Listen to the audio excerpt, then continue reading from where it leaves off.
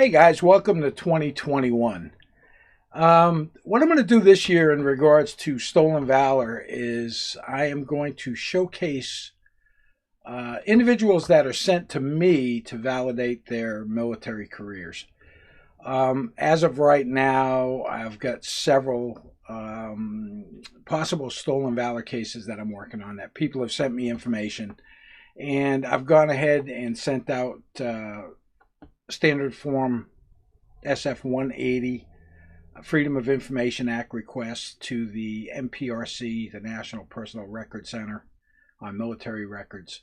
And I'm waiting on those to come back. Now, because of COVID, it's taken quite a bit longer. It's taken anywhere from 8 to 10 to 12 weeks to get replies back. So I'm sitting back and waiting on these. But I just got a new one that was sent to me. And I've reviewed some of the video links that were given to me, and I'm not going to mention any names or post any of the links as of yet. So this guy was sent to me via private message on Facebook, on the MSG Retired Facebook page, and I looked at the videos, and I will say that the claims he is making, they don't make any sense. So I said, well, let me send him an email. I found an email address for him. I sent him out an email. And basically, and I'll read the email to you. Sir, I have been asked by a couple of people to verify your military service. They have concerns that you are violating the current Stolen Valor Act of 2013 by using your military claims to enhance your business. And I'm not going to say what kind of business he's in or what he does. If you could answer a few basic questions, I can easily put this to rest. And then I ask him 4 very basic questions that any veteran would be able to blurt out right off the top of his head without thinking about it. And via email, they can go on the internet and Google this stuff and try and come up with some type of answers. But I should be able to figure out that, the answers aren't correct. But I basically asked him, what year did you enlist in the U.S. Army? Where did you attend basic combat training? Where did you attend AIT, and what was your MOS? Now, AIT is Advanced Individual Training. MOS is the military occupational specialty that they are in.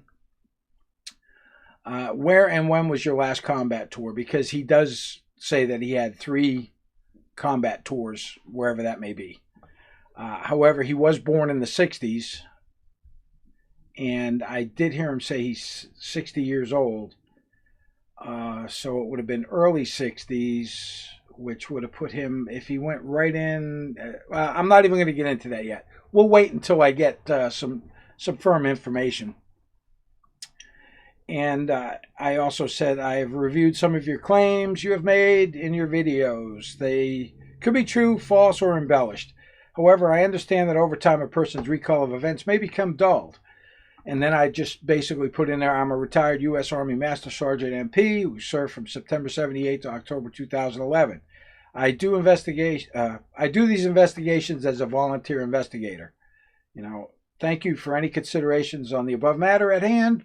And I signed it, MSG Retired.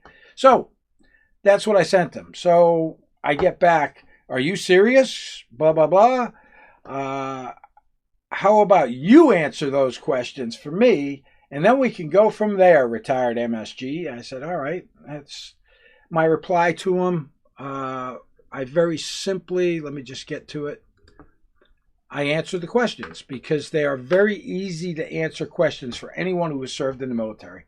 What year did I enlist? 1978. Where did I attend basic combat training? Fort McClellan, Alabama. Where did you attend AIT, and what was your MOS? Well, Fort McClellan was an OSUT, 1-station unit training, and that was Fort McClellan. My MOS was 95 Bravo, and then 31 Bravo. Where and when was your last combat tour? I put in there Fob Marez, Mosul, Iraq, 2006, 2007. I answered the above questions, and they're easily answered by any veteran. So the ball's in his court. I can't wait to see if he even bothers to reply. I do have his full name. I'm going to use one of the internet companies that allow you to look up people, so I can get his date of birth. And once I can validate that it is the correct date of birth for that person, then I will go ahead and submit an SF-180 on this guy. And like I said, it's taken, 2-3 months to get anything back. I would really like to get things back quicker, but unfortunately things are dragging right now. So not a lot on my January Stolen Valor. I just wanted to bring you up to date on one that I'm working on. I've got another one I'm working on that's a little more in depth.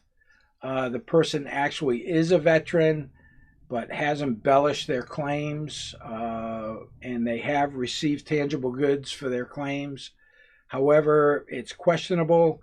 I have spoken to, it's more secondhand knowledge, maybe even third-hand knowledge, but I'm waiting to contact some people that were in this person's unit. There's some concerns that the person never actually went in country, and this would be for Iraq. And the person's claiming that they were blown up in an IED, had a TBI, multiple injuries, spent time learning how to walk again, but their deployment times from their DD-214 don't match up correctly. And this is way back when Kuwait actually counted as part of a combat tour in the very early years of the Iraq War.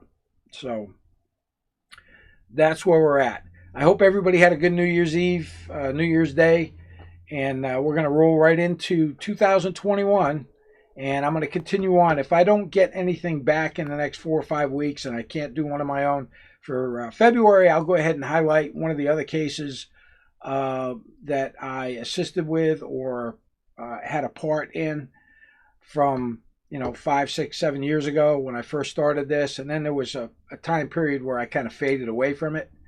But we're getting back into it just because there is just so much Stolen Valor fraud going out there.